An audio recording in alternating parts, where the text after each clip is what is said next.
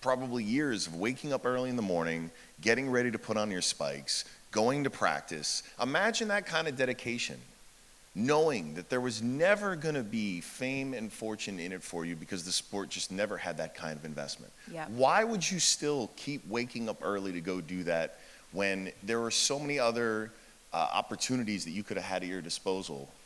Why? Because I love it. I love the sport. I love running. I love what you take from running, and I always have. Track and field's one of the most viewed sports every 4 years during the Olympics, and then for some reason y'all disappeared.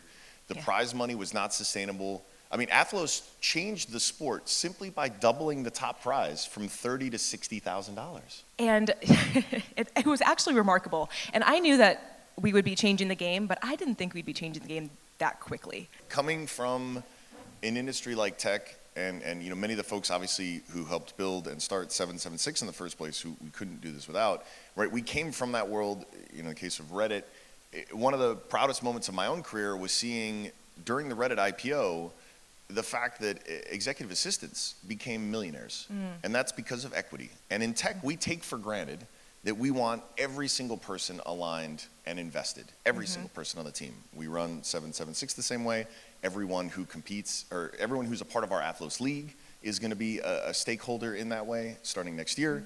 And I really believe in that power. And also, if I can appeal to those of y'all who are fans of the big leagues, I'm a big NFL guy, think of those first athletes who gave their bodies, their minds to an amazing sport. I love football.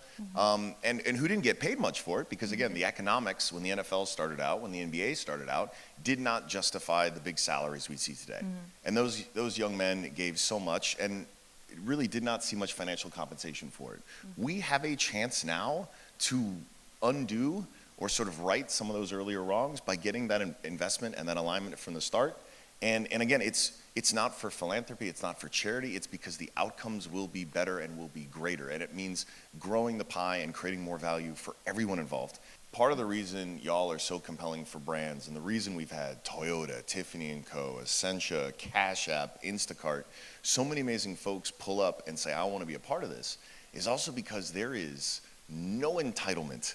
And I'm not speaking to any male athletes in particular, but there is no entitlement among women athletes because y'all, again, unless you played tennis, you really had no expectation of being able to just be handed a multi-million-dollar career and a ton of fame. So the way you all show up is so incredibly compelling for a brand. And for the CMOs who are here, I think all of you are here because you're already investing in women's sports, but if it isn't obvious, like, it is so clear, the return on investment by backing women. You now have your first chance of actually having a uniform, right? No more bibs, just actually having a name and number emblazoned on your I guess, uniform. And then that uniform that you're wearing on the track, that colorway, that color, that number, that name now becomes merch. It becomes something that they can sell as a t-shirt, as a hoodie, and a tank. And now I can feel like Gabby Thomas when I wake up at 6 in the morning to train for my first 5K.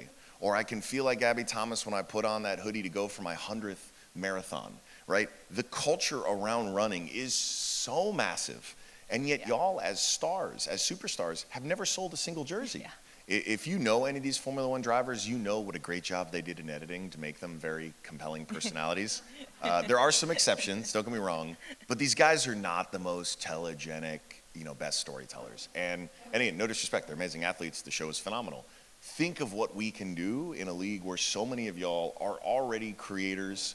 I still do not know how to Dougie, but I enjoyed following along on your social media journey. Oh God. Like y'all are your own creative directors, and you just bring a different energy to the storytelling that will make it so easy for us as a league to consistently tell the stories, not just of the athletes like you that already have major profiles, but also plenty of others who are some of the best in the world, but who are looking for a league to help them do that.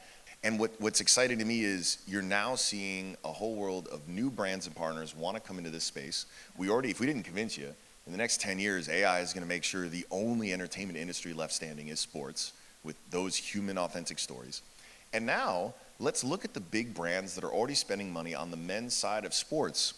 Who are they talking to? It's auto, it's CPG, it's pharma, they're all talking to usually the lady of the household who's actually making all the household purchasing decision, who drives most of consumption.